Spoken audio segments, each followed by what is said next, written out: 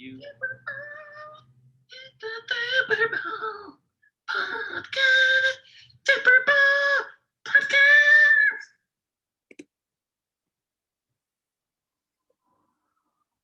There you go.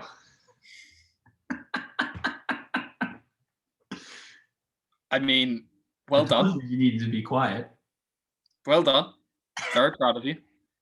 Well, this is the most effort I've ever seen you put into a podcast, by the way. I mean, that's fake news. I'm sure that, professionally, I always have notes. Professionally, I'm sure you do these kind of things a lot and you're really good at them, and I believe in you, and I've told you off camera how good you are. But not only, ladies and gentlemen, did Jared send me things I needed to read up on about the podcast, but he also put, admittedly, the bare minimum amount of effort in to have an intro to the podcast. Maybe we've been doing this for, what episode is this? I don't know. Probably 20 or something? I think this is episode 20 or 21. Yeah. Episode 20 or 21. And maybe by episode 40, we might have lower thirds. Well, what do we need? What do we need lower thirds for, though? I don't know. People know who we are at this point. Do they? I don't know. Do we ever? We don't really use our names, do we? No, we're just two idiots that get on Zoom and talk to each other for an hour and a half every week. Probably better that way than if they don't know our names. Yeah. Yeah, right, that's the anyway, benefit. I have tea. Well done. And that's tea, not whatever Gavin thinks dinner is. Right. In the UK, where we invented the language that you're using, which means that we are the decision makers in this, sorry, how it works, tea as a word can mean multiple things. But do you see how confusing that is? No, because you can have it's dependent on the sentence that you put it in.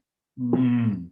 Because if you go, Jared, it's mid-morning, should we have a cup of tea? That insinuates that tea. Whereas later in the evening, normally about 6 o'clock, if you go, Jared, I'm going to cook some tea, it probably means that I'm going to make some dinner. It's the verb that describes. Verb. Tea is a verb, you see. No, it's cook or make, right? Yes. Yeah. That's whereas the noun. Yeah, and then it's also an adjective. It can also be an adjective. So if I just go tea, that's a question in itself. But that's not an adjective. I think I may have forgotten what an adjective is. An adjective describes a noun. Oh, yeah, I'm lost. This Enjoy is your tea. You got milk in it? No, this is a hot cup of tea. Okay. Hot is milk in it. Have you got milk in it?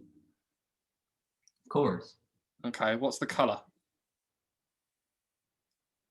Oh, brown. Good. Any sugar? No. What's wrong with you? Why would I spoil the good taste of my tea with sugar? I always have tea in my sugar. I'm not a child. You have tea in your sugar? I have sugar in my tea. Welcome, Better Luck next week. We wish Gavin better luck next week with grammar already. But that's okay. It was never a strong suit of his to begin with. So there's been a lot. It's been a bit of a turbulent week, if I'm honest, in the sports world. Yeah. And actually, you know what? Before we get to that, earlier today, a few hours ago, really, it was announced that Christopher Plummer passed away. And I'd just like to pay tribute to him as an absolute Canadian legend, icon in the Hollywood world. Best known for Sound of Music, of course, as Mr. Von Trapp. And more recently, you'd have seen him in Knives Out. He's the grandfather in Knives Out. All the Money in the World, he replaced Kevin Spacey in that. Just phenomenal person, as well as a phenomenal actor. And I tweeted, he is a shining beacon and example of excellence in this world. So cheers to Mr. Plummer. Right. So as I mentioned with the turbulency, I want to start with the NWHL. And this is, for those that don't know, the National Women's Hockey League. We've mentioned it a couple of times. They were having some wonderful success with a bubble season that they were holding in Lake Placid. And it's come out that it was absolutely not as successful as everybody thought it was, because it shut down a couple days ago. And unfortunately, it shut down on National Women in Sports Day. So it was just that was Thursday. It was just a rough time, to be honest.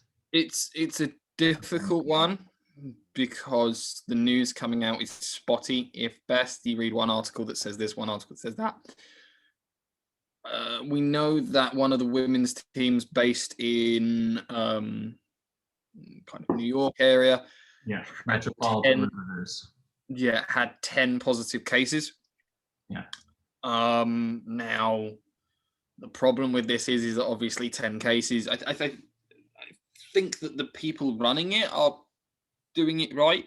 The problem is that there's a lot of reports that there were girls who were posting on social media and showing multiple teams mixing and all this kind of stuff, and then sometimes people would come in and out of the bubble. So the most glaring case of that is the Connecticut Whale, who were the second team to withdraw from the tournament, because the Riveters, as we mentioned, withdrew a day or two before the shutdown. The Connecticut Whale withdrew the day before the shutdown. The Connecticut Whale had 3 players arrive in the bubble days before this shutdown, and that's just not a bubble. I'm sorry, you can't have people entering the bubble that late into it, because the playoffs were supposed to start today. The playoffs were supposed to start today with the 4 remaining teams. 2 were going to be knocked out, and they were effectively going to try and go ahead with it because the Riveters and the Whale had already withdrew. So they were going to try and just play with the 4 teams that were remaining, which were the 4 better teams, I believe, anyways, based on the standings. But they couldn't do it, because it was, you can't have a modified bubble. And that's where I disagree with what you said, the people that were running it were doing it right. That was their first mistake, right? Okay, I can see where you're coming from with that. Yeah. So you can't have a modified bubble in a time like this. And you almost need to... on top of that, the reason as well why, you said one article says this, another article says that. There's been a huge cover-up mission by some of the PR people associated with the NWHL, basically telling general managers, players not to say anything. And so, we're hearing now, because people are breaking that, what they've been asked.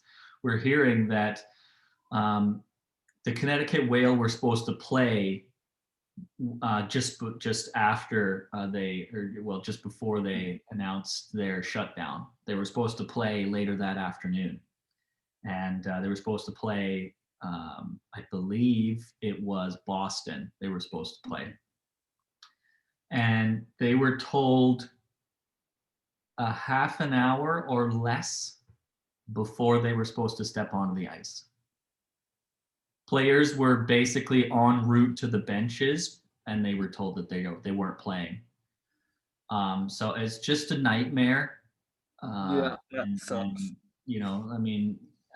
And I have my own sources as well that are closer to this that I'm hearing some of this information from as well. And it's just it's leaking out in little spurts, and that's the other problem. The league hasn't come out in front of this and gone, we screwed this up. Yeah, we're sorry that we need to shut it down. They hope to come back and resume the playoffs when everything cools off a bit, and I think that would be best, because you've got this, and the whole Barstool situation, which again I don't want to get into because it's way too political. Hmm. But you basically had two sides just flinging actual human feces at each other by the end of it. Yeah. Yeah, it was just a toxic situation amplified by a lack of security against COVID, which just fell apart, and it's sad. I'll let you comment again. So what I was saying about it being right was that as soon as it had got to a point where there were confirmed COVID cases and all that kind of stuff, they didn't do what a lot of leagues that we've complained about did, which is go, oh, well, we'll still try and do this, or we'll still try and do that, or we'll try and make a team play without these people, Right. They have, from a infection control point of view, they've gone, nope, the outbreak has started, boom, done, stopped. It stopped. There's no, oh, well, we might try and play this game or something like that. Like, no, as soon as the cases, to all knowledge, this could be completely wrong, has come through, they've gone, no, it's stopped. The problem with this whole bringing people into a modified bubble and all this kind of stuff is that what people need to realize is that there's no skirting this, there's no playing with this, there's no doing things a bit differently and stuff like that. You have to follow the rules, and the rules is that, okay, if you want to bring in 3 new players, then okay, those players are going to have to go and spend minimum 10 days in quarantine to come into your bubble. Well, truly, they should have been there to begin with. I don't know what the thinking was, right? I mean, because this tournament was only going to last 2 to 3 weeks. So you try and bring somebody in, sit them down for 10 days. Well, there's no point, right? So why didn't you bring these people in? Or what I don't understand is why they weren't tested as they came in. Tested, sit them in a hotel room for. I mean, I've got COVID tests here. They take half an hour. Well, and I'll tell you that as well.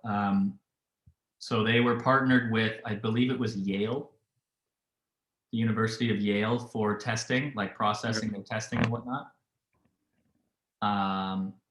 And there was a bunch of delays getting results to and from the bubble because of a massive snowstorm that swept through Lake Placid. Well, the problem is the rule should always be that until you know the result, you don't proceed. Correct. It's not hard. Even if the results are delayed by a couple of days, sorry, you don't get those players for a couple of days. Yeah, that's it. Those you can either choose to play those games without those players, or those players have to sit and wait until you get the test back. Yeah. Simple as that. So we do genuinely wish better luck. Yeah. To the NWHL. I really hope that they can turn this around and bring this back around. There does need to be sponsorship as well, which was what we'd hoped for. Mm-hmm. It was Dick's Sporting Goods and NBC. And NBC, yeah. Because NBC was going to carry the playoffs with John Forsland as the play-by-play commentator, and he's one of the top names in hockey play-by-play right now. So it would have been very good, and I hope that it does carry on. Mm-hmm. So we do wish them genuine success in the near future. I do also hope that a major personnel change comes from this as well, because clearly there's people that need to be moved on from, and I have my own opinions on that, but those don't need to be shared. But there does need to be some change. And I mean, we'll shift to the NHL as well, because the COVID situation is getting a little bit out of hand with some of the NHL teams as well. We've got the Minnesota Wild that are postponed until February 9th. The New Jersey Devils and the Buffalo Sabres have a bunch of COVID. Colorado's having difficulty with COVID now as well, which is somewhat shocking because Colorado was supposed to be one of the better states. So to me, this is the Avalanche having acquired COVID on road trips when I would think, right? So the NHL has looked at, well, they are clamping down on their restrictions for specific road trips. But it's funny because there's been not a single case of COVID in the Canadian division. Strange that. Mm. It's a bit weird. Yeah, it's almost like what Canada has been doing is working, despite everybody's complaining about lockdowns and everything like that. And they do suck. They really do. Yeah, but They do it's suck. But we the have thing is trended. that You look at our yeah, COVID numbers. yeah, You look at Canada's COVID numbers, and they have gone like this. it's what you want. Yeah. This is how this works. You get the people vaccinated. You build up a herd immunity. Yeah. And then things can start going back to normal. And Canada's still working on the vaccines as well, because the European Union has delayed shipping Pfizer and Moderna vaccines to Canada again, which is a bit annoying. So they've dived into something else, which has stirred up other issues. But now we're getting too political. So the other thing with the NHL is this is where, again, it gets a little unfortunate, and we apologize for starting the podcast with this, but we thought we'd get we're gonna build. Exactly, we're getting starting low out of the way. Starting low, yeah, it's a bit shit, but we're gonna build. Yeah, and we got to get through this because these are conversations that are important to have, and this one is about Anthony DeAngelo, or Tony DeAngelo. Yeah, and a lot of people have avoided talking about him for a while because of the person he is. But now with what's happened to him now, it's important that we do talk about him, more so to reflect on how we can avoid doing these kind of things in the future. Anthony DeAngelo is a documented, not very nice person, asshole, to be blunt. Yeah. It's followed him throughout his junior career. He was suspended in junior for using a racial slur against a teammate, not opponent. 8-game suspension for a slur against a teammate in junior. There's multiple levels to it. That to me is the first biggest red flag. Because if you are on another team and that happens, then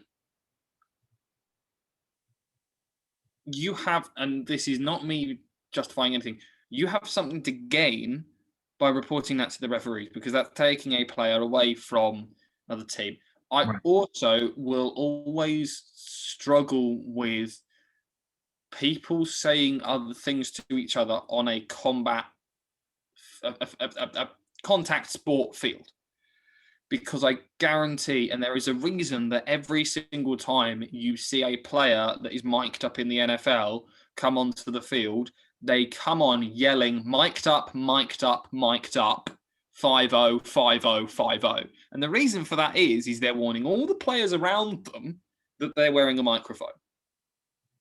And it's strange that when they're doing that and they're hitting each other and stuff like that, everything's very polite and quite nice, and there's some funny repartee. I guarantee that if you mic'd all of those players up and didn't tell them that there was, mics on them, that you'd record some unfortunate things. For sure, because I mean, what gets me is that there's every professional sporting field now, baseball, football, hockey, whatever you want, has microphones on it, because you want to pick up the sounds of the field. And it's like these players don't seem to understand that there's microphones everywhere. So maybe don't say bad things. But that's not my. Let me my point. Now, if it's a player on another team, now me and you have both played contact sports. I don't think anyone that's the nicest human being plays a contact sport, and the red mist descends. It does. At which point you say things that you don't always mean. Right.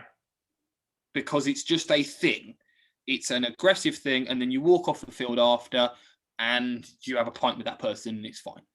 The problem for me with this, and the biggest warning sign for this, is that it's a teammate. Now, if you said something to a teammate and you had a bit of an altercation in a practice or something like that, then I guarantee you that the team wants to do everything possible to keep this under wraps. So I guarantee they would have said to both of these guys, right, sit down in a room, apologize to each other, talk this out, calm it down. And basically what this shows to me is that he either would refuse to apologize internally or wouldn't do whatever the team told him to sort this out. Yeah. So this must have been a situation where the team, the coach walked up to him and go, hey, just go over to him. He's a professional. You're a professional. Apologize for what you said. Say you don't mean it. Slap him on the back and continue on. Your teammates. Yeah. And he wouldn't do that. Yeah. So the team has sat there, and they basically the guy that it's been said to will have probably turned around and went, look, I don't want this press as much as he doesn't want this press because I want to be known as a player, not a person that's had this said to me or whatever. Just make him come over to me, say sorry.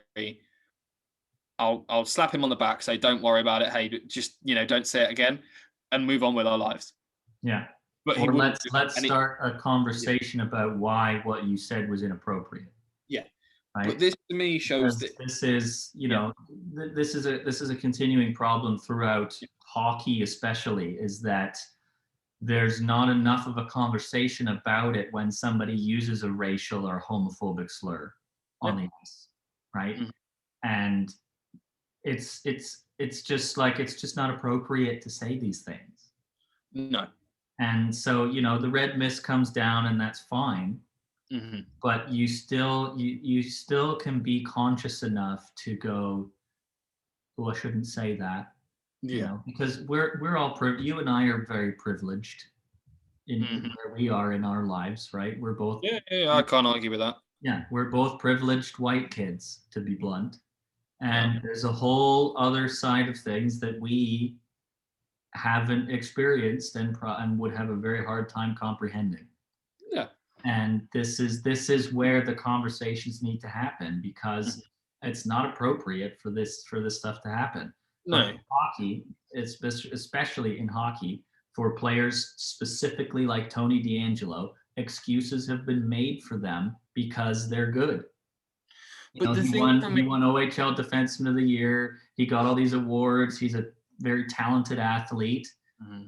And excuses kept being made. He kept getting traded around in his junior career, in his NHL career. He kept being moved around. There's documentation across the league of people who have played with him and gone, he's a tough guy to play with. He's not a fun guy to be around. I think one of the things that I struggle with this is that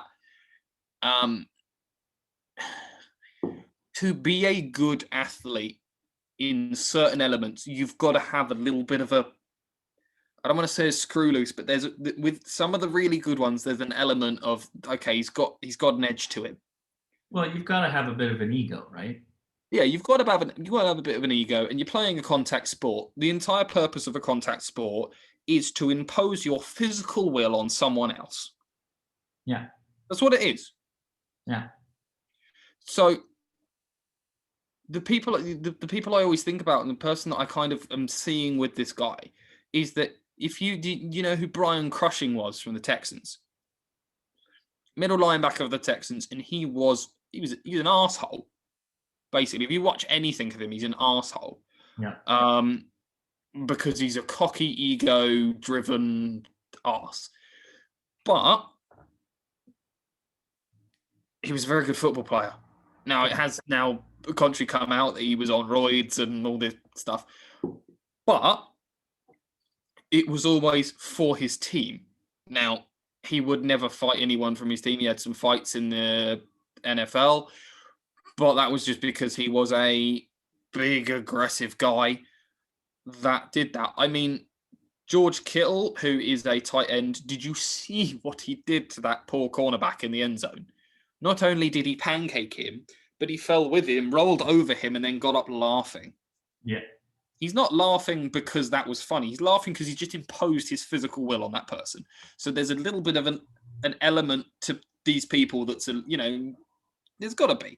But the problem with this guy is that It's with his teammates. I mean, I read up on him today, and the first thing that came to me was the guy he had a fight with was his goalie. Yeah. I've played many sports in my time, and the one thing I've learned from all of them is that it doesn't matter who you are, if the guy in the goal says something, you listen. I mean, I started in goal in my first year of lacrosse, and the captain was the centre guy in defence. And the very first thing the coach said to me, because we were playing a game, and the head defence, Ryan, his name was stood in front of me in my circle, blocking me. And I came over and I went, Coach, I can't see where the fucking shot's coming from. Ryan's in my way. And he went, grab him by the scruff of the neck and go, you're in my fucking way. Move. And I went, have you seen him? Yeah. And the coach went, do it because you're in goal and you run the defense, and you need to run the defense because that's how it's the only way it's going to work. And as a first year, I'm scary, but I had to turn around and go, your ass is blocking my fucking shot. Get out of the way. Need to see. Mm-hmm. So it's just an accepted rule that you don't fuck with or annoy or upset your goalie. Your job is to make him happy. If you've got a happy goalie, the team's going to do well. But this guy had an altercation, a fight with his own goalie. Yeah, because he said something. We don't know what he said specifically, so I'm not going to speculate. No. But, I mean, he's a documented bad person. I think it almost becomes one of those things where this is now, it doesn't matter how talented he is, this is now the thing that he's known for. Yeah, he's known as being a prick. I mean, another offense, and this goes right in line with the racial slur that he made back in junior. He stole the first. This I really don't understand. Yeah, he stole the puck for the first goal of Keandre Miller's NHL career, who is a black player and a prospect for the New York Rangers, who just started this season, who's already had issues with racism because I believe after he was drafted, they had a Zoom call with the New York Rangers and him for, how excited are you to be a part of the Rangers now? How great is it? All this stuff. The Zoom call got hacked and the chat was filled with racial garbage against this kid. The kid's 19, guys. 18, 19-year-old. Just because he's a player of color, they've gone after him. And now specifically Tony DeAngelo has targeted him by stealing his goal puck, because there was no photos of him released with his goal puck because he didn't have it. And so finally, to wrap this up, because I do think we need to move on to brighter things. But it's a conversation that is important. I must say as well, just on the subject of people doing this whole trolling and all this kind of stuff, we do need to have a global conversation about the age of some of these athletes. Because, not being rude, I'm 25 now. I think you're about the same. I don't feel up to dealing with any of that pressure or anything like that. And I definitely couldn't deal with it if thousands and thousands and thousands of people started sending me hate their way. I mean, I struggle when one person doesn't like me.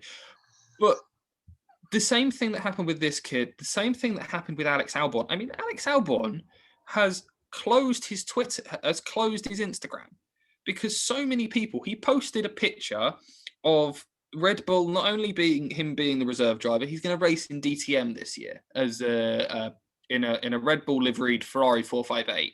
Oh, good. Posted it, and loads of people commented on it, basically mocking him for the fact that he's no longer in F1. Yeah. He's 23! And he raced for 2 seasons in Formula One, next to, for a full season, the almost undisputed fastest guy in Formula One at the moment. He put moves on Lewis Hamilton. He overtook Lewis Hamilton.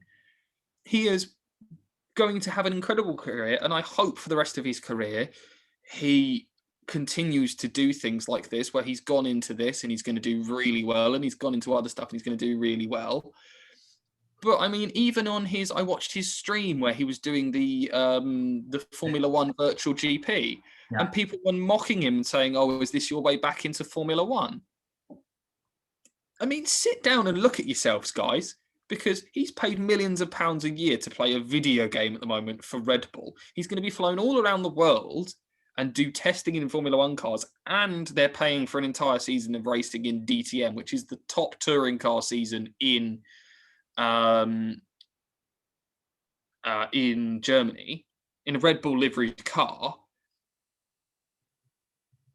at the age of 23. And Lando's white as well, to put that on. You know, like, yeah, these guys, like, amplify what Lando has received by tenfold, and that's what 19-year-old Keandre Miller had to deal with. Like, I don't understand. I don't understand how you look at I think you should apply the filter to it. You should look at what's happened in their life, and you should go, that's a 19-year-old kid. And he's already more successful than I will ever be. Oh, yeah. So massively so. Yeah. Yeah. Anyway, can I talk about my thing that made me? Yeah. I'll just wrap that up with, you know, these are discussions that are important that still need to be had, because obviously this has not gone away. It's not going away. No. And, you know, what it comes down to is, I mean, I personally hope that Tony DeAngelo's contract is terminated, because this guy needs to have a real good thing. I mean, Tony DeAngelo is 25. He's a grown-ass man. We are grown-ass men, I would say. Mm-hmm. And I would say that Tony DeAngelo is as well. Yeah. If you've been doing this for the better part of at least a decade, because he's been in high level or elite level hockey 10 years, yeah, since about he was 16, 15. So better part of a decade. You've been doing this for over a decade. You need a real smack in the face, and so that you can have a sit down and think about how you treat other people. Yeah. And for me, that is terminating his contract in the NHL, which means he would lose out on millions of dollars, because he's not of the age where he would have to be paid out 2/3 of his contract. If he was terminated, he would only get 1/3 of his contract value. So I hope that his disregard and disrespect for other humans and blatant racism is a cause for him to lose millions of dollars and have a real serious think about his life. And I think a lot of other people need to do the same. All these people that are going into these comment sections and just ripping on people that are more successful of them, regardless of race or anything like that. Yeah. You know, the race thing is the next level of just awful. I mean, the one that look, we need to end this, but another one that got me was Browns fans were commenting on Baker Mayfield's live stream, saying that they wanted, you know, they were trying to entice Deshaun Watson to come to the Browns. Baker Mayfield is 23. And he just carried you to your first playoff berth and playoff win. Leave him the fuck alone. Anyway, right, my thing. Yeah. Gavin this is the beginning of positive news. Positive news. Yeah. So, World Endurance this year, they have just released the official lineup of everyone that has entered and officially is going to be racing in the European Le Mans Series this year. The American Le Mans Series and Asian Le Mans Series haven't released yet. They will come soon.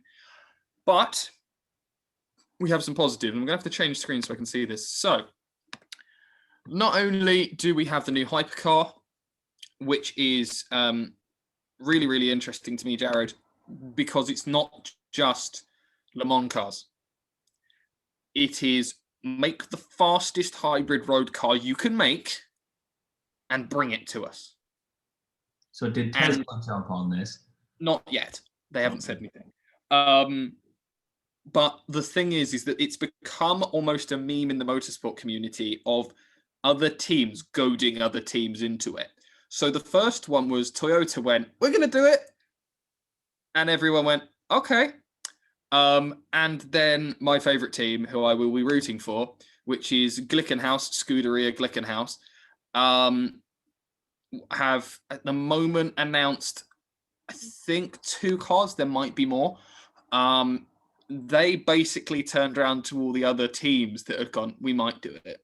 We might do it. And they just went, pussies. Bunch of wusses. And all the other teams went, well, the first one was like, McLaren went, well, we might do it. And they went, and then McLaren went, okay, well, now we're definitely doing it. And then Porsche went, we might consider it. And Audi went, we're going to do it. And then Audi went, we're definitely going to do it. And then Porsche went, we might do it. And Audi went to Porsche. And Porsche went, right, now we're fucking doing it. And this has basically happened with every single major motorsport manufacturer because they've gone, we're considering it. And everyone's gone, and then they've gone, fine, we're going to do it now then, aren't we? Which is really good because it's bringing in a lot. Unfortunately, because of COVID, a lot of teams' development has kind of slowed down. Right. So there were going to be more entries. But what a lot of manufacturers have had to do is kind of step back and go, right, we're going to run an LMP2 team this year so we understand the logistics and how to figure everything out. And then next year we'll bring in our team. So this year, the hypercar isn't great. So we've really only got Toyota, Glickenhaus. Then we do have Alpine running under the same banner as their Renault Formula One counterpart. So all of Renault's Formula One is now coming under Alpine. Right. But next year, Peugeot will join, as well as a couple of others. And then I think the year after that, Porsche and Audi. We have a large amount of LMP2s, which is good. Ferrari and Porsche, unfortunately, they are the only ones in GTE Pro, which is the top spec, kind of top level of trying to find the right words, like GT cars, and then GTM is the same, but we have quite a few really good things. So 33 entries, 6 full-time female entrants, which is a record number in the FIA World Endurance Championship, and something that we are really, really happy with. These aren't the most important thing for this, for me, is this isn't a team that's gone, let's employ 4. So Le Mans it would be 4, but it's not a team that's gone, let's in 2 teams that have gone, let's employ 3 fast females. Right. These 6 women are some of the fastest 6 women in racing.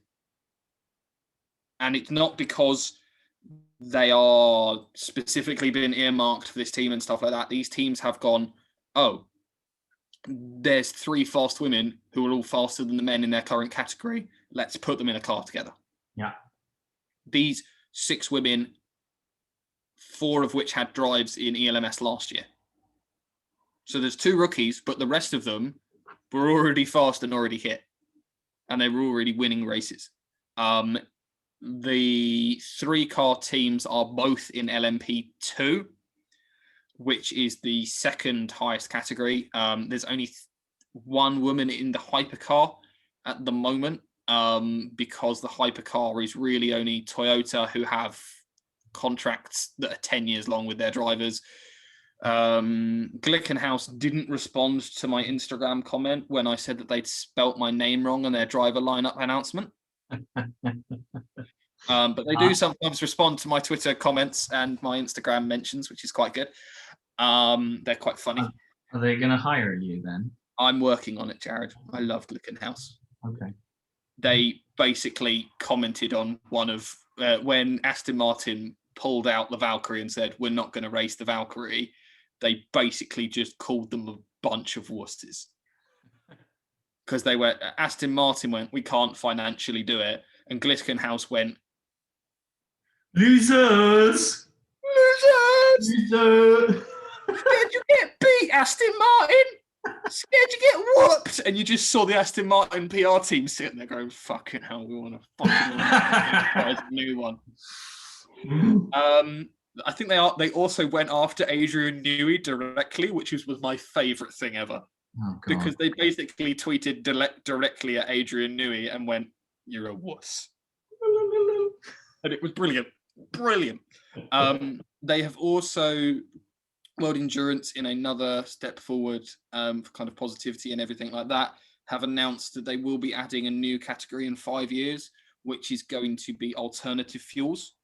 So this is not electric completely, though. I think we're waiting to hear about a full electric entry this year.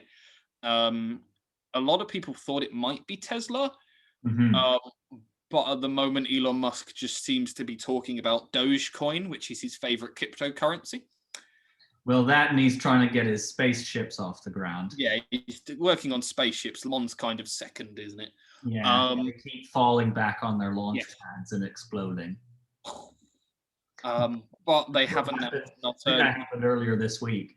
Yeah, they have announced that in 4 to 5 years' time, the hypercar category will basically go, put whatever fuel you want in it and have fun, which is good because it means that we're developing clean fuels, because electric cars don't make cool noises, whereas hydrogen cars do.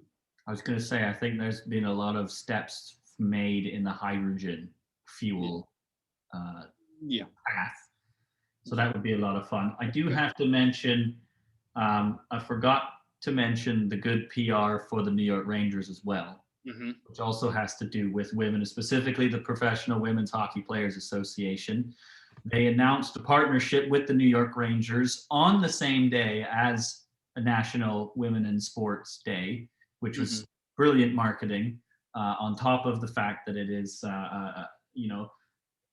trying to push the bad news of Tony DeAngelo aside and go, we're doing better things, and this is one of them. So this partnership guarantees a Dream Gap Tour stop, which is what I did play-by-play for last year, remember, Gavin?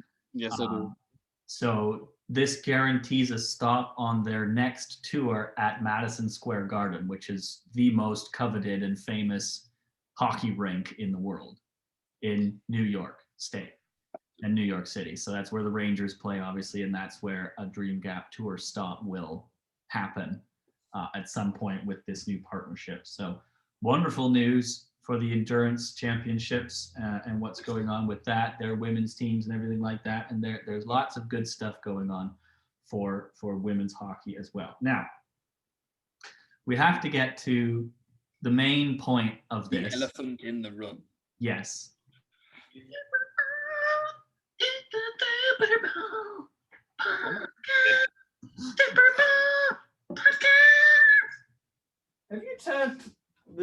Have you turned like the annoying, not the annoyance because it's my own voice, but like the pitch up on that, or is my voice just that high? That is the original recording, my friend.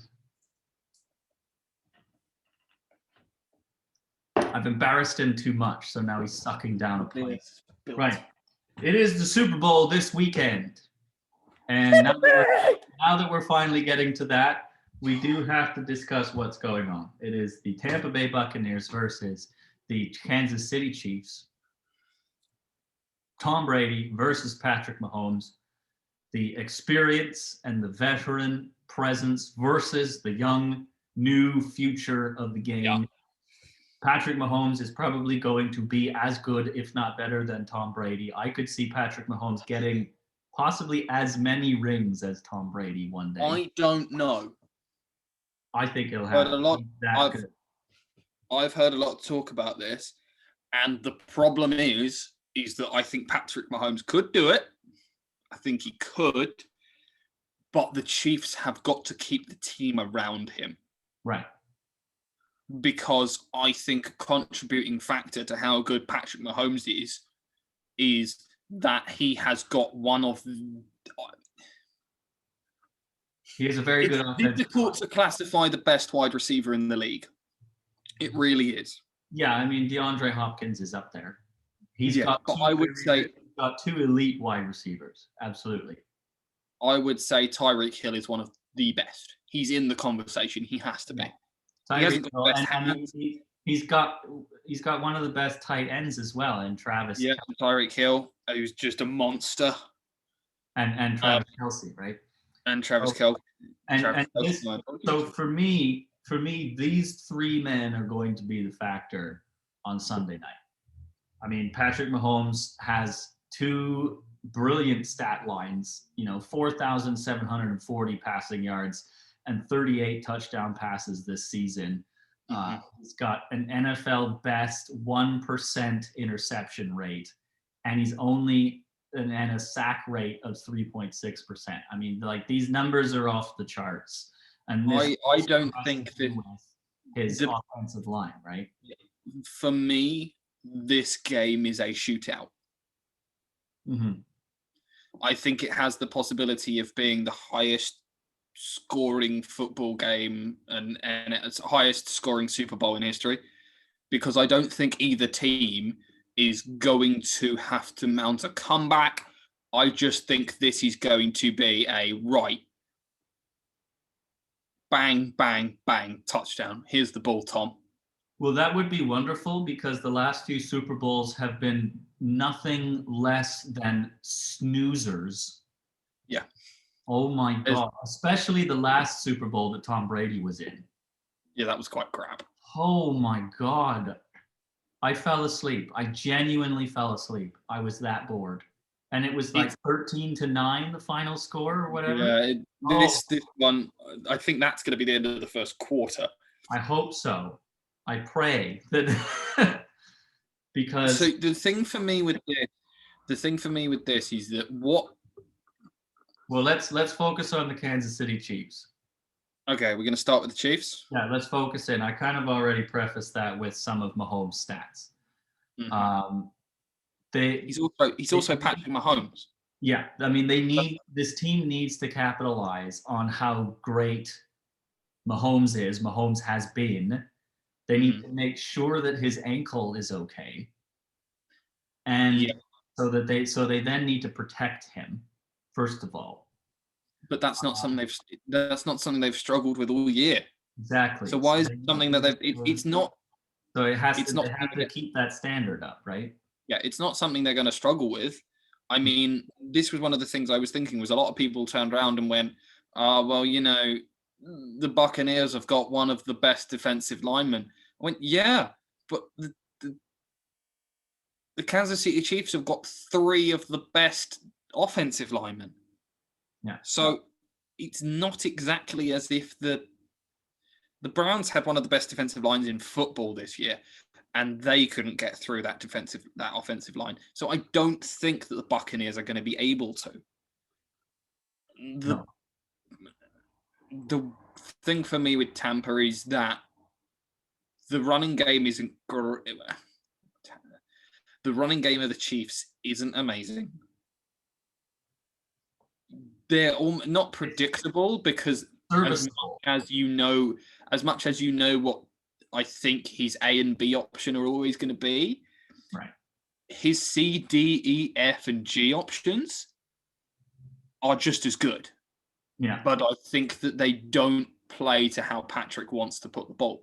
But I think this is going to be one of those ones that it's not going to be about, can you stop? I think if you go into this game saying, can we stop Kansas City scoring? As a defensive coordinator, you're an idiot. You need to say to your guys, he's going to put up touchdowns on us. Yeah. But what you need to do is you need to make sure that we hold them to as little as possible. I will give you this.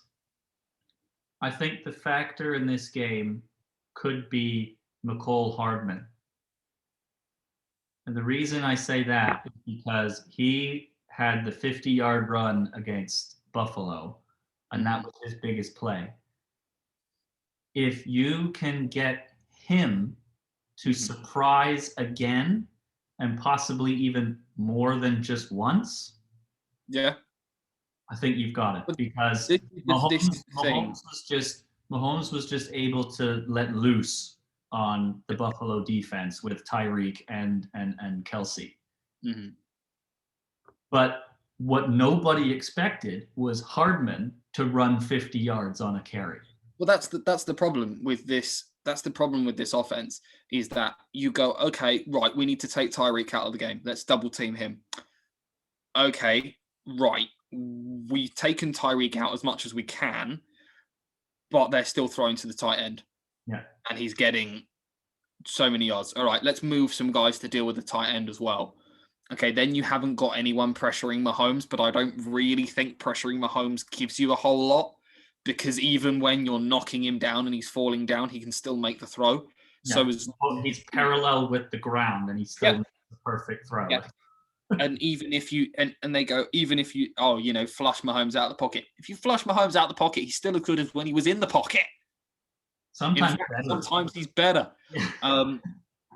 This is the problem: is that you go, okay, we've got their two weapons narrowed down, and that was what happened in that game when he got that 50-yard run. You could see that their focus was Tyreek and that tight end, And they still put up unbelievable numbers. Yeah, and then what happened was you focused so much on the A and B option that they went, okay, well, here's a running back and he's going to run 50 yards. Yeah, and everybody just went, oh shit. The defense went, fuck, what was that? Yeah. And I mean, you've also got a coach that utterly believes in what his team can do. Because with the game on the line against the Browns, or in theory, the game on the lines against the Browns, he threw it on 4th and 19 with his backup QB. That is a man that's going to go, okay, let me bring out. I think Kansas City are going to bring out some fun stuff this time. Yeah, Andy Reid is certainly 100% behind this team, and I think the team is 100% behind Andy Reid as well. Let's move on to Tampa Bay. This is a team that is, for the first time ever, playing in their home stadium in a Super Bowl. It's never happened before in the NFL, which is wild, but it's never happened before. Tampa was undefeated since week 12. Yeah. And they did lose to Kansas City in week 12. However, week 13 was a bye week, and then they went 4-0 into the playoffs, and they haven't lost a playoff game, obviously, either. So they are undefeated since week 12. The problem for me with this game is there's two people that you don't bet against in sports. And that's Tom Brady and Patrick Mahomes. And that's Tom Brady, because every time someone does it, it makes them look foolish. Yeah. Hi. But the person you also don't bet against is Patrick Mahomes. Yeah. Because there's been a lot of conversations, and I don't think anyone can argue that Tom Brady is the greatest of all time. And beating Mahomes in this game would be the cherry on top. Because I don't know any plans to end his career. I don't know what he plans to do with the rest of his career. But finishing off and going, there is the cherry on top. I beat Mahomes at his prime, at his best he was ever with the best team that he had, whatever. In the Super Bowl. Because then it doesn't matter how much Mahomes does. It doesn't matter. I mean, the conversations still happen with Brady, where Brady's got 7 Super Bowls, but people still turn around and go, yeah, but you lost one to Eli.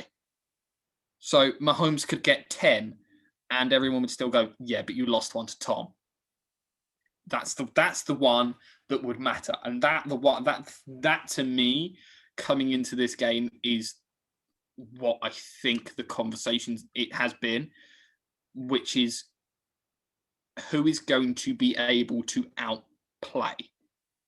Because there's no argument that Mahomes is the better athlete, but who has got more experience managing Super Bowls? Well, and I think this is where Tom Brady's experience can come into play, because, I mean, on top of everything you're saying, the Tampa Bay Buccaneers also have the chance to become the first team in NFL history to score 30 points in each postseason game. Yeah. Ever. Whereas the Chiefs have not done so. The Chiefs only put up 22 against the Browns, and then, yes, they got 38 against the Bills, but they also gave up 24. The Chiefs have not had as clean of an entrance to the Super Bowl as Tampa Bay has. Now, you talk about Brady retiring or not. Brady and Gronk were in an ad, a Super Bowl ad, that in which they both discussed retirement, and Gronk is actually there saying, oh, it's great to step away from the game, except Gronk came back. I don't think either of them are retiring. Whether or not they win, I think we'll see Brady for at least a few more years. Gronk may step away again, but I don't think it'll be next year. I think the thing for me for Gronk is that, and this is what's kind of been explained and has been explained a lot, is that what Bruce Arians has done is basically, and he says that he's basically walked away from some of the offensive coaching sessions because he's gone, Tom's coaching that offense. You watch him, you watch some of his mic'd up in practice, and with the wide receivers of Mike Evans and stuff like that, the wide receivers coach isn't talking, the offensive coordinator isn't talking. Tom is talking to the offense and going, this is what I want to see from you on this play. You're going to do this and you're going to stop, and you're going to stop here and I'm going to hit you on the numbers, and you're going to catch it on the numbers, and then we're going to move on.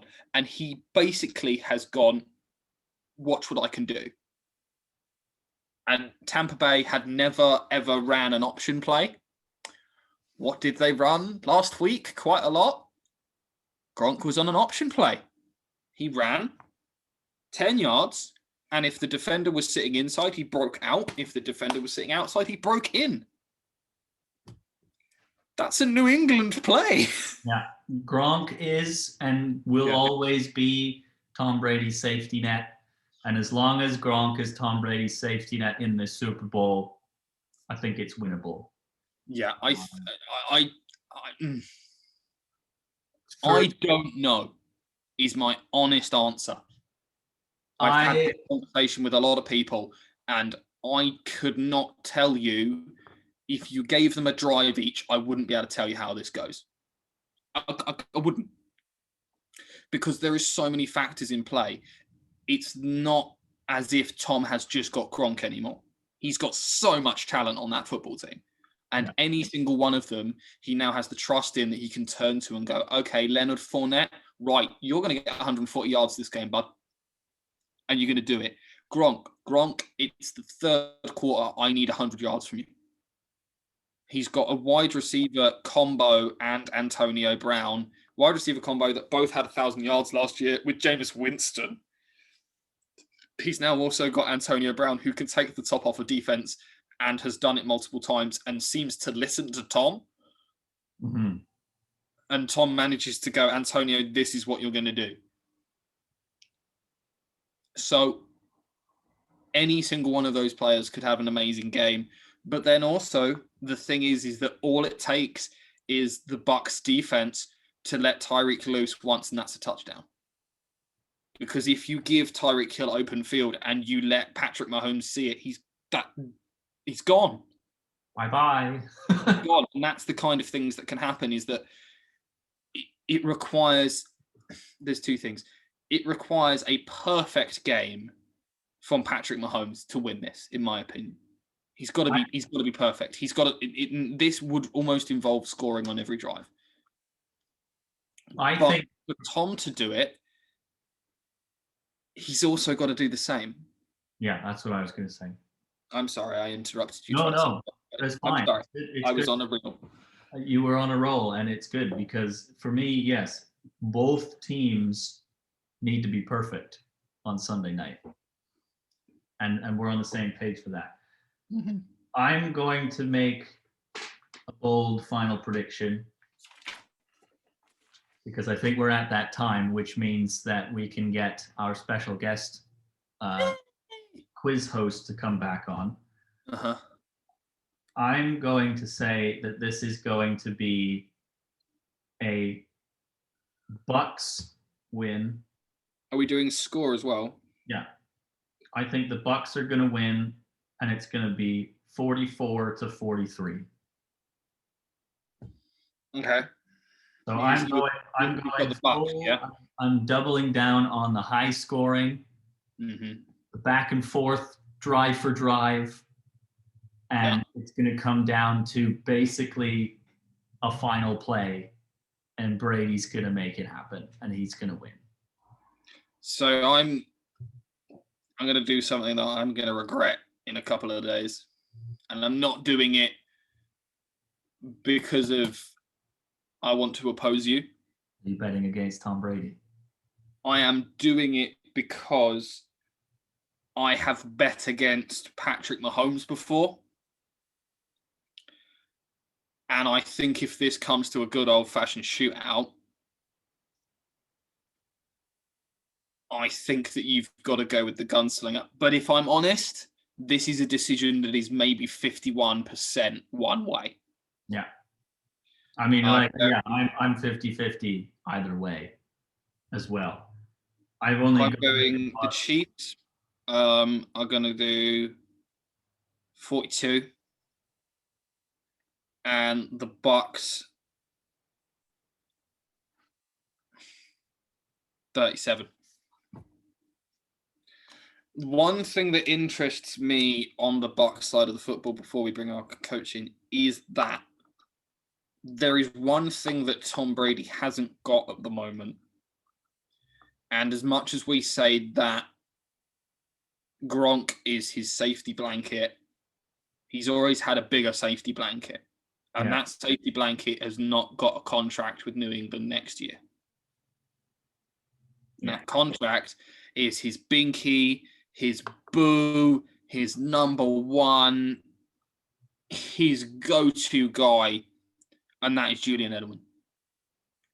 And that, to me, could be the decision maker for the next 2-3 years of Brady's career, because it already seems as if the Bucks will give Tom whatever he wants, because he goes, I want Gronk, and they go, here's Gronk. He goes, I want Antonio. They go, here's Antonio. So I think that if a Julian Edelman at the age of 33 comes on the open market, he will turn around and go, give me Julian. And that would be an unstoppable team. Yes, the evil empire would reign supreme once more. Yeah, and basically what that would be the team that the Patriots could have had if we would have done anything apart from give him an island of misshapen toys. Because the Patriots the island of misfit toys. Yes, at one point we could have had Odell, Julian, Dola, and Gronk, but we traded them all away. Misshapen toys. I love that. So I'm sad about it. I'm bringing on our guest again before Gavin goes on. That's the on the spot theme tune.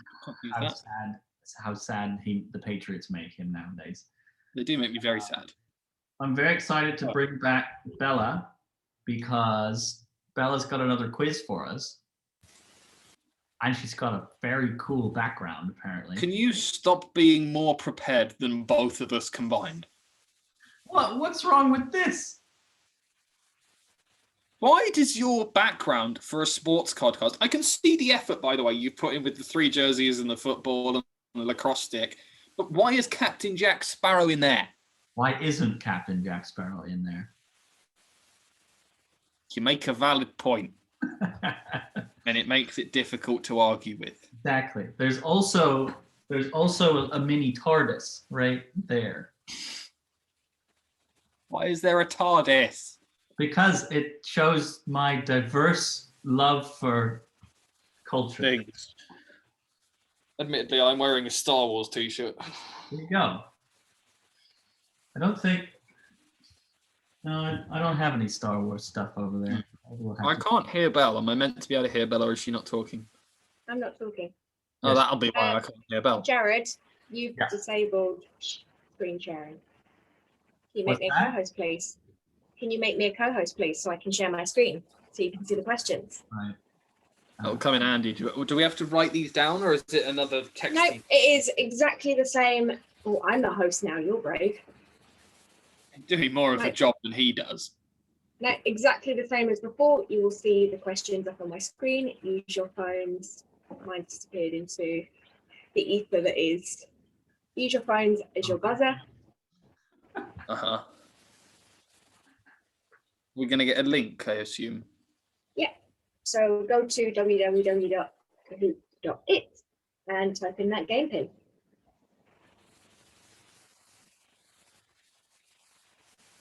Are you guys okay? I could hear you arguing from the next one. Well, There's it's not the really Super Bowl. there's not really arguments that occur. This is how it works. Just disagreements. I think we were on the same page for just about everything today. Yeah. First. Yeah, it was just the tea argument at the beginning. We have Baptist. At the beginning, we were just arguing about that tea is a drink and not a meal. Who counts it as a meal? Gavin does. Oh, yeah. Really? I win.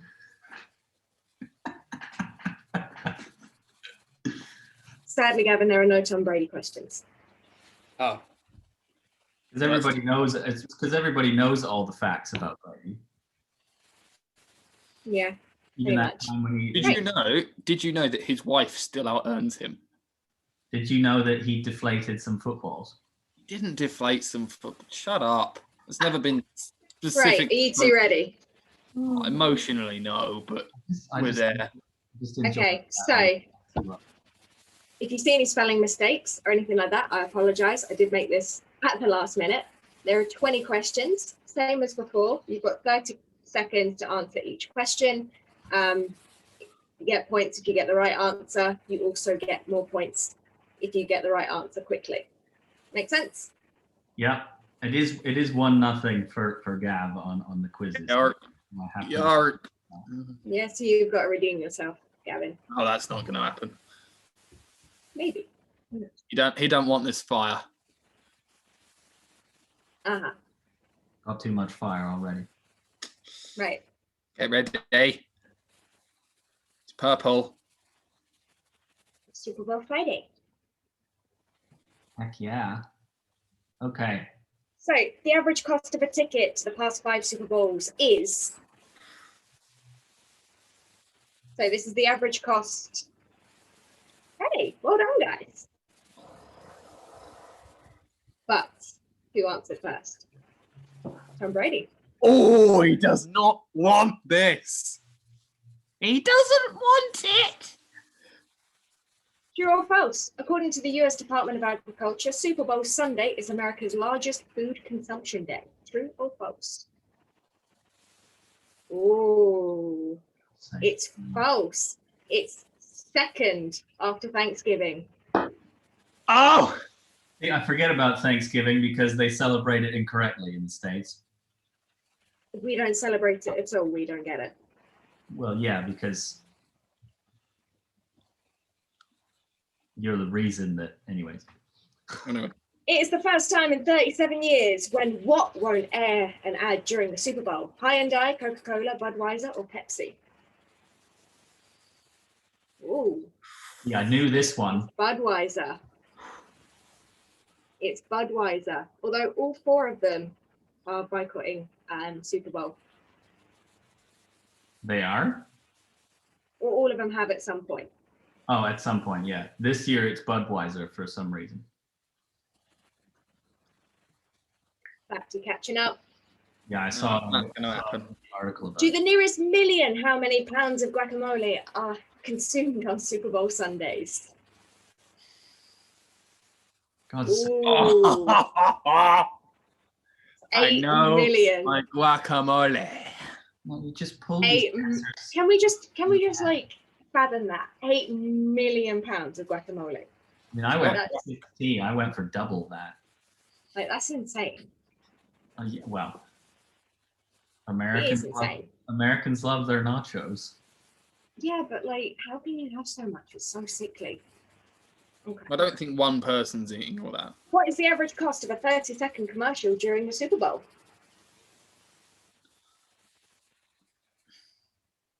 $5 million. Felt good about that.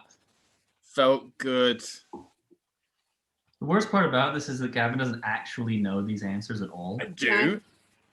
I do. Nice. Don't doubt me. Mm-hmm. Your voice goes higher pitched when you lie. True or false? The NFL has a policy against holding the Super Bowl games in stadiums that have a climate less than 50 degrees Fahrenheit or 10 degrees Celsius if you work on Celsius. It is true. It is true, but it doesn't apply to enclosed stadiums. Well, but they've had like frozen Super Bowls in Green Bay, so That doesn't. Yeah. unless they decided to implement this rule after that, Maybe. because 10 degrees Celsius isn't even that cold. No, it's not. So it sounds like they're just being a bunch of wusses. Can agree. So no points that round. Which team has played in 4 Super Bowls but has never led any points during the game? Thought the picture was appropriate. I have no idea. Which team has never led at any point? Oh, it's the Minnesota Vikings. I just assumed the Detroit Lions because they're just bad. They made it to the Super Bowl, but they were done. Which team won the Super Bowl? Oh, shit. I like how I've got questions where I can. Apparently. Oh, and I got it. Hey, one of you got it right. It's the Green Bay Packers. My mum will be pleased about that. She will. I'm glad I've got questions that I can visibly see you're both stumped by. What company pays the MVP of the Super Bowl every year to sponsor their business? Tesla, Disney, Pepsi, or Nike? I made an informed decision about this. Do you not know that, Jared? No. The I'm going to Disney World thing. Every single Super Bowl MVP has to say, I'm going to Disney World. And then, like, literally... Yeah, what are you going to do now? I'm going to Disney World. The next morning, they have to fly to Disney World and do an appearance at Disney World. Patrick Mahomes said it was the worst thing he had to experience because he couldn't actually enjoy Disney World. Like, he turned up and he was like, oh, cool, can I do the Galaxy's Edge stuff? And they were like, no, you're literally here to walk around and take photos. He was like, but I want to make a lightsaber. And he was like, yeah, no, you can't. I'm not being funny. They do get paid quite a handsome amount to just walk around. I wouldn't complain. Yeah, but you don't get to make a lightsaber. Also, the MVP this year won't have to do that. So. Well, why not? Because COVID. No, I think there's a there's a virtual thing that they have to do, Jared, because I think they do they have to do like a talkie thing. I don't know. I mean, for the amount they get paid. Yeah. Say, I'm going to Disney World. They could probably afford quite a few lightsabers. God forbid you have to sit and talk for a little while. Halfway through, what current NFL team has never played in a Super Bowl? All 4 of them. Oh. Good question. Well done, guys. You got the right answer. I was really proud of myself. Yay. I was like, I know it's the Houston Texans. Trick question. All of them. I was just going to say the Jaguars have been bad forever, so. Yeah. During a typical Super Bowl, how many balls are used? Ooh, 120, not including those that are used by the kickers. We'll get pity points because I was closer. You weren't closer. I can't. Unfortunately, Jared, I said 100. Bias. You said 50. I was closer. I can't give points when it's already started, so I do apologize. I can't be biased. Hey, I give myself a pity point because I'm down by 2,000. The Super Bowl I in 1967 halftime show included exotic dancers, 2 men in jetpacks, a drunk opera singer, or a dolphin. Oh, wait. Oh. 2 men in jetpacks. I love the way we both made the same mistake, which is we thought the 67 Dolphins was the undefeated Dolphins team. So I reckon they did something with a dolphin. And then we both just... Well, I clicked dolphin and then thought it was an exotic dancer. Because it was the 60s. Oh dear. I just thought of Ace Right. Ventura, and it had a dolphin in the Dolphin Stadium for a while. It used to kick field goal. Right, moving on. The Vince Lombardi trophies are made by who? Omega, Rolex, Cartier, or Tiffany & Co. Yeah. Well done. They are made in by Tiffany & Co. They're made out of sterling silver. The players have an option of buying them and buying one, don't they? Oh. Like if you win a Super Bowl, you Tiffany can. & Co. is just famous for working with silver and sterling silver, so. And the team keeps it, right? Because they have to make a new one every year. Yeah. They make two every year. Dented one, didn't he? They make two every year, just in case one of them breaks the first one. Mm-hmm. They have a backup.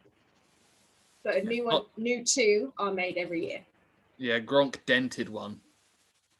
I think I got the most points there. Still got time, still got 7 questions. So, true or false? No sitting president has ever attended a Super Bowl.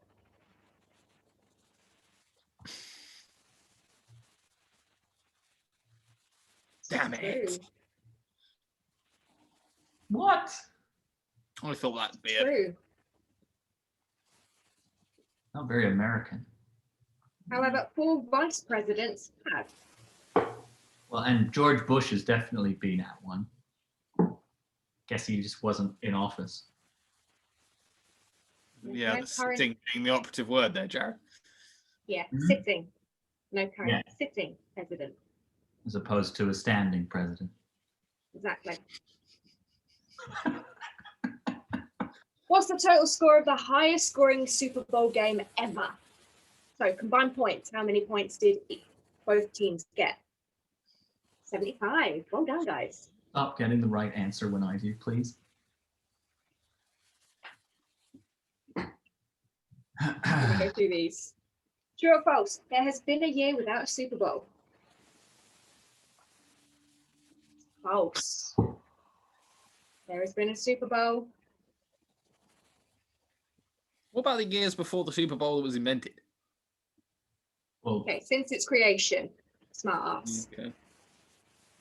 What, Gavin?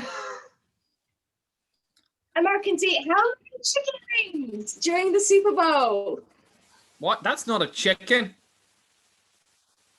Yes. It didn't have a picture of a chicken. 1.3 billion chicken wings.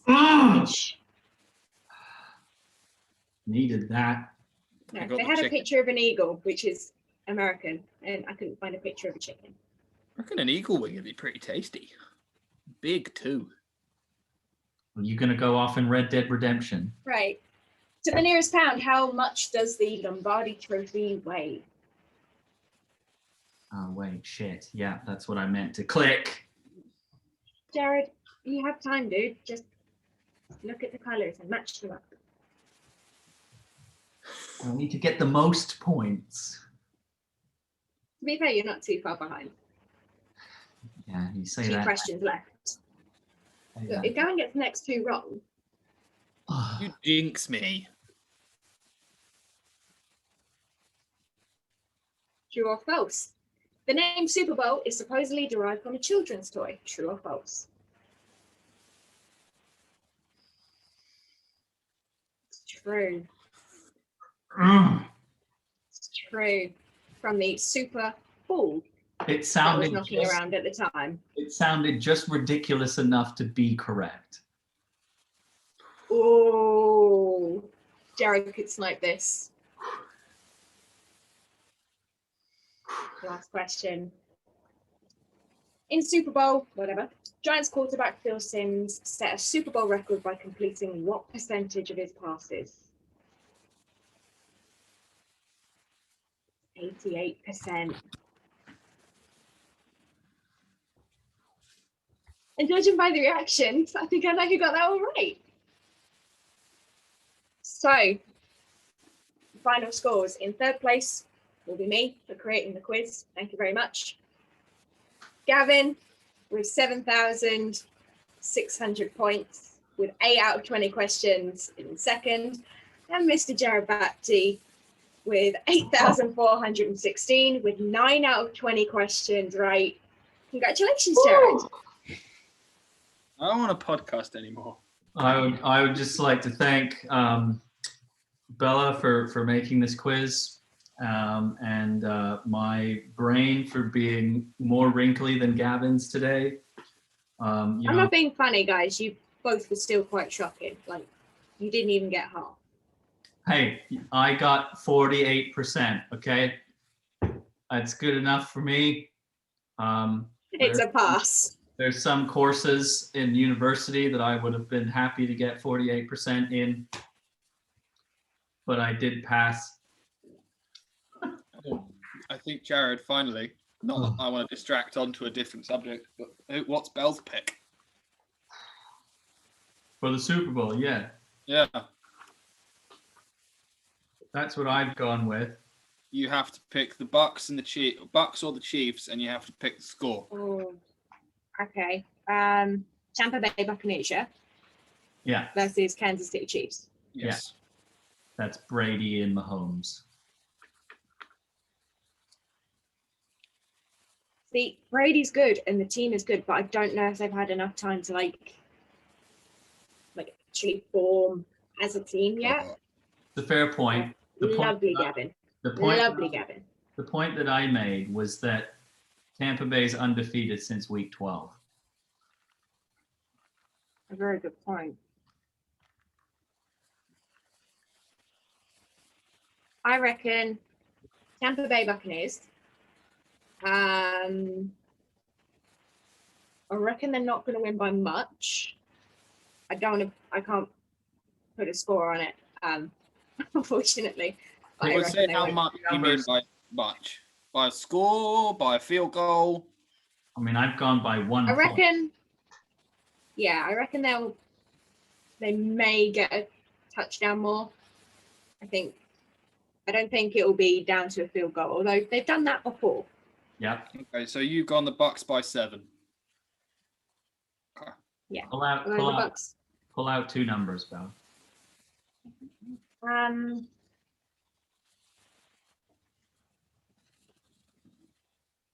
don't know. I'm not fully aware how football works, so I can't even pick out a number that may be.